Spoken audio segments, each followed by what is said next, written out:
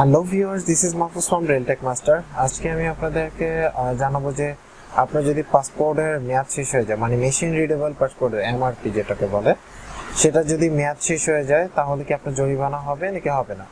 তো অ্যাকচুয়ালি হলো আগে যখন হাতে লেখা পাসপোর্ট ছিল তখন কিন্তু আপনার কোনো জরিমানা ছিল না। এখন হলো মেশিন রিডেবল পাসপোর্ট যদি আপনি ধরেন মেয়াদ উত্তীর্ণের আগে যদি আপনি রিনিউ না করেন তাহলে আপনাকে কিন্তু জরিমানা গুনতে হবে। তো দেখা গেছে যে আপনি যদি ধরেন আপনি 2 মাস বা 1 মাস ওভার হয়ে গেছে, তখন আপনার কত টাকা জরিমানা হবে, তাই না?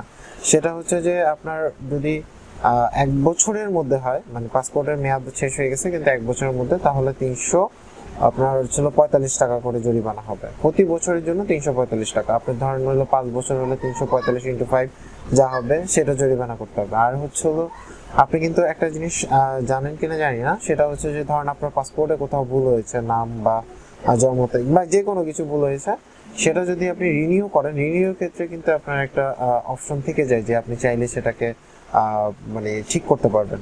তো তখন একটা ফর্ম ফিল আপের সময় আপনি অবশ্যই চেক করে দেখবেন যে আপনার যদি কোনো আগে ভুল থেকে থাকে সেটা শুধরায় নেবেন।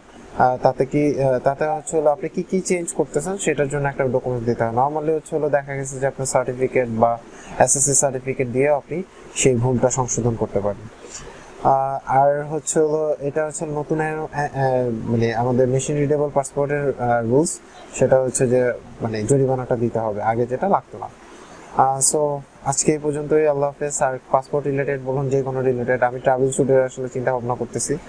যদি কারো কোনো ট্রাভেল শুট বা কারো কোনো কিছুর প্রয়োজন হয়, যে আমি কোনো কিছু জানতে চান, তাহলে অবশ্যই কমেন্টস করবেন, আমি চেষ্টা করব আপনাদের সাথে শেয়ার করতে। আর অবশ্যই ফেসবুক আপনার গ্রুপে জয়েন করতে ভুলবেন না। আল্লাহ হাফেজ।